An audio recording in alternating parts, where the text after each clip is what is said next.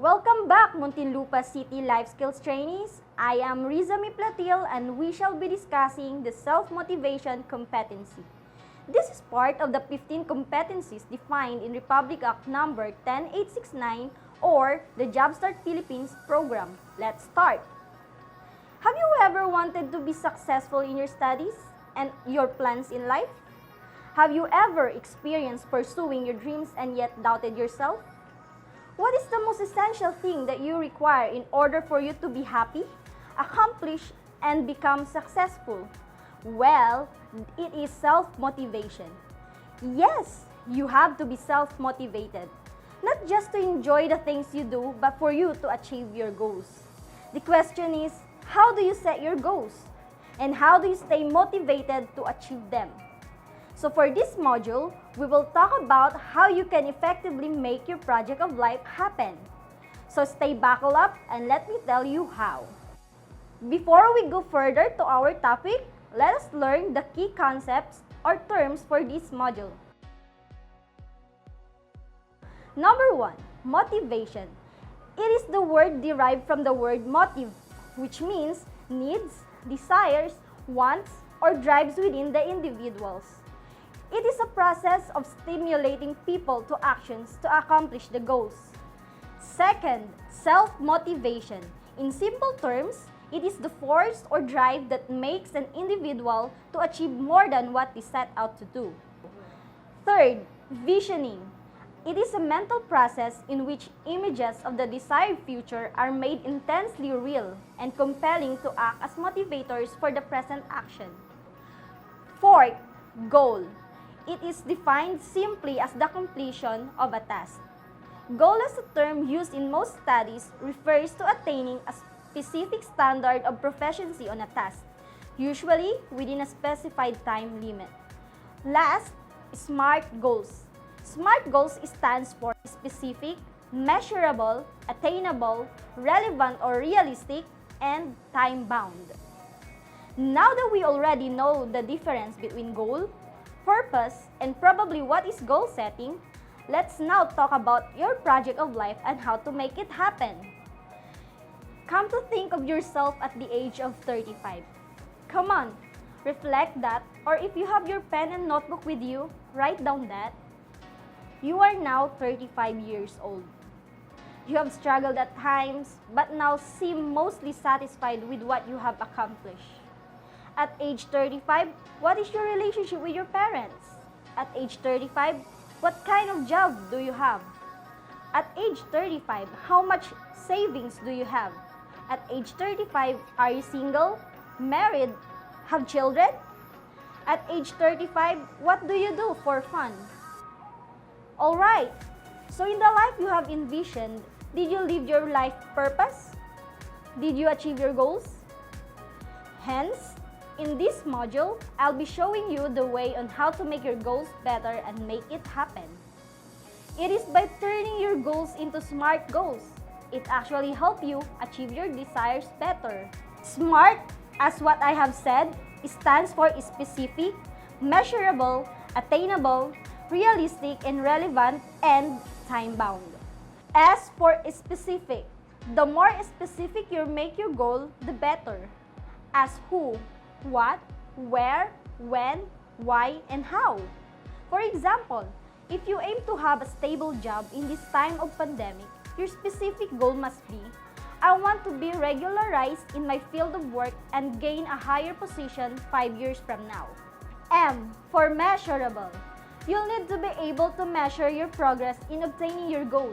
For example, I will regularly check my performance to assess if I have been productive each day, each month, or for the whole year. A for attainable. Your goal should be attainable or achievable. Be honest with yourself and your situation. For example, I'll make this commitment to myself and for myself, knowing I can dedicate my full effort and hard work to enhance myself each and every day. R for realistic and relevant. Your goal must be realistic and relevant to your life. Also, it must be realistic but challenging. It must stretch your ability beyond comfort zone. For example, I want to have stable job as much as I want to have a better life. Thus, as much as possible, I will complete my daily tasks and work even more each day. T stands for time bound. You'll want to hold yourself accountable to a specific deadline that, if met, will give you a sense of accomplishment. For example, by year 2025, I will be at the higher position, owning a car, house, and I have my own family. See, there is a definite difference on having a SMART goal. In doing a SMART goal, you tend to be more motivated to accomplish what you set out to do. Moving on, as you recall, in the decision-making competency series, one of the important values is being responsible. Responsibility comes with knowing what you have set to be done. Thus, motivating yourself is vitally important in order for you to give 100% effort to complete the task. By saying so, in achieving the goals you set for your life, the more responsible you are, the more motivated you can be. Like we always say, if we have goals in life that we most wanted to achieve, we can do all things by trusting ourselves, and we can have a sense of control in our life. Trusting ourselves shows eagerness to boost self-confidence. With this, in developing self-confidence, always remember that 1. No two persons are alike. 2. Each person is unique with his or her talents, strengths, and skills. 3. Each person has the capacity to achieve goals and determine his or her life. In fact, you can develop self-confidence through yourself as we recognize our dignity and strengths, and through others as we grow with our strengths by interacting with other people. People who have confidence in themselves also tend to have a positive outlook in life. A positive attitude means a person attempts to see a positive side in any situation or a constructive way of managing it. A positive attitude means that we develop a can-do attitude by focusing on our strengths rather than weaknesses. A positive attitude doesn't mean ignoring tough situations. It means thinking and managing tough situations from a positive point of view. A person with a positive attitude is more likely to persist in trying to make things better. A positive attitude helps you to stay happy, energized, and more confident. To this effect, let me share to you some strategies on maintaining a positive outlook in life. Strategy 1. Focus on the positive aspects that exist in any negative situation. Like, look for the positive qualities of a person, event, situation, or day. Stop complaining. Avoid criticizing or blaming yourself or others. Change negative thoughts to positive thoughts. Strategy 2. As much as possible, surround yourself with positive people and events. Spend time with friends who have positive attitude. Look for positive experience and get involved. When making a friend, consider a person's attitude and choose friends with positive attitudes. Use humor and laughter to create a positive atmosphere. Strategy 3. Look for things you can do to change negative situation into a positive one. Try to understand the problem or issue behind the situation. Talk with the people involved and try to understand their points of view. Calmly and respectfully explain your point of view. Strategy 4. Take a break from the situation if you need to calm down or if you have trouble thinking about the positive and negative aspects of a situation. Take a deep breath and try to stay calm. Meditate, pray, and or focus on any physical sensation that allows you to rest for a few minutes.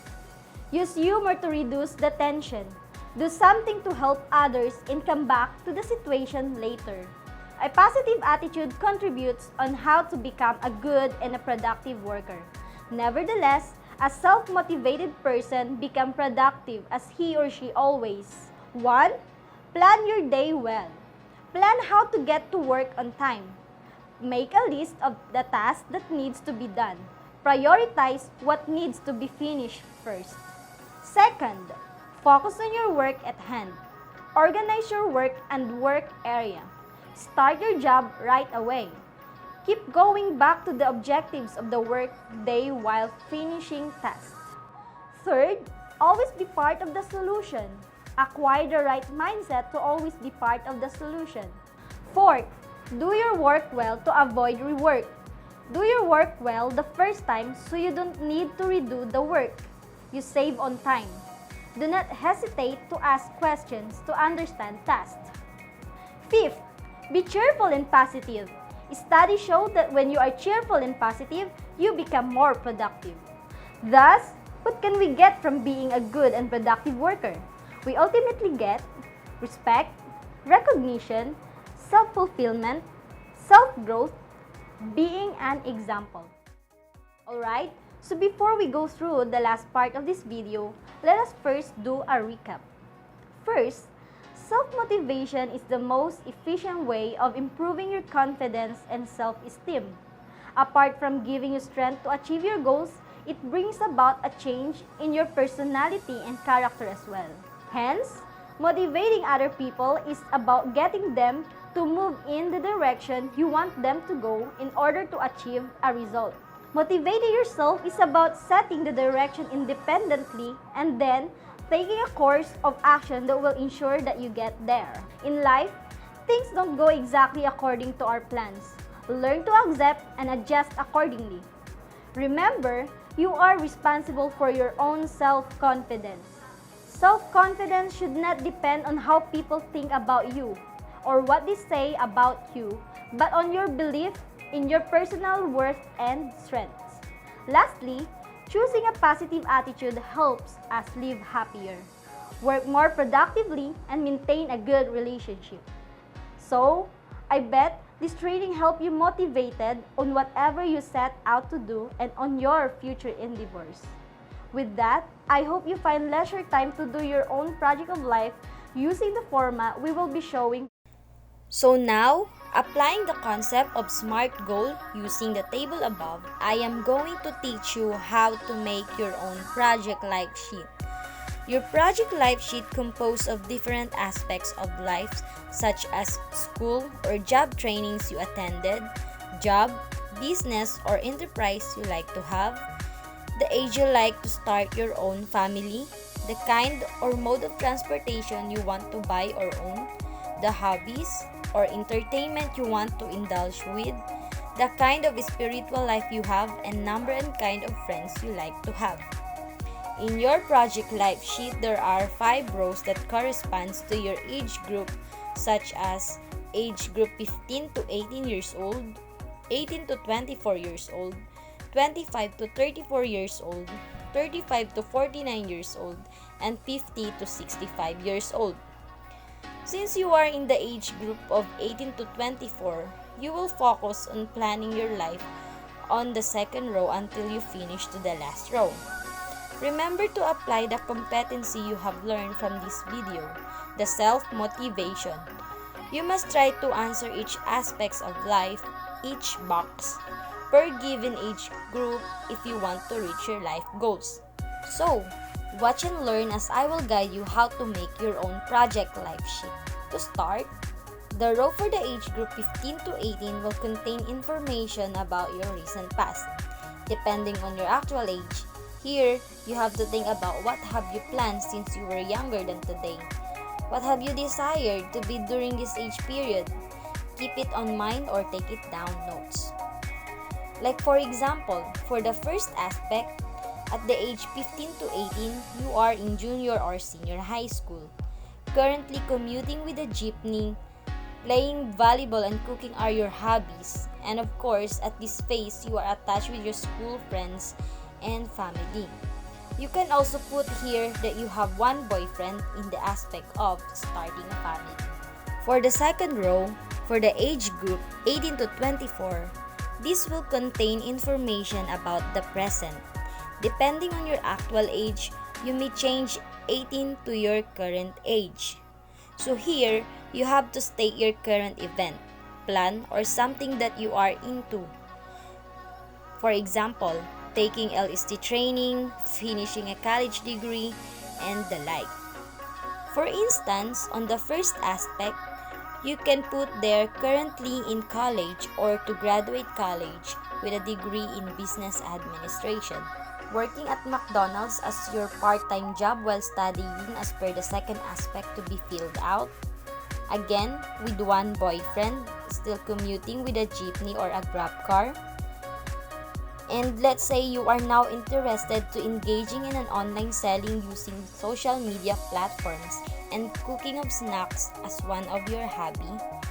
So aside from your family, probably you are now interacting with people who are into business like visiting market groups on Facebook and other social media.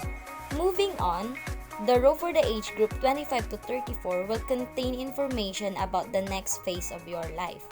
For this phase, you have to state what you want to be on the future years of your life, what you want to achieve. This could be something correlated from your previous plan or an enhancement. This could also be a bigger plan.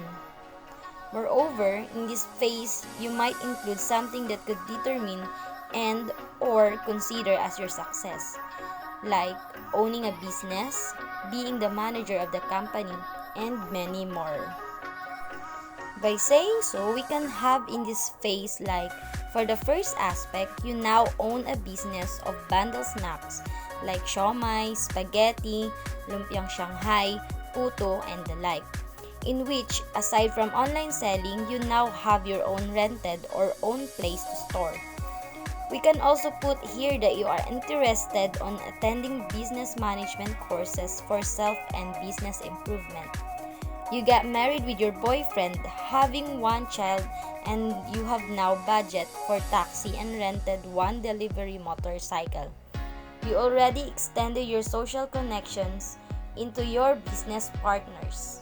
So, as I ended it on this phase, please note that same procedure will be applied on the rest of the stages for ages 35 to 60 years old. This activity probably works for me. I hope it works for you too.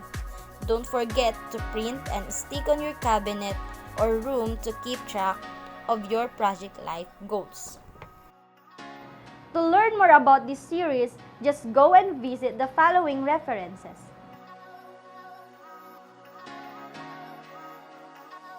Thank you, Life Skills Trainees! Don't forget to like this video and follow Peso Montelupa page for the upcoming videos and events. See you till the next Life Skills series. Thank you.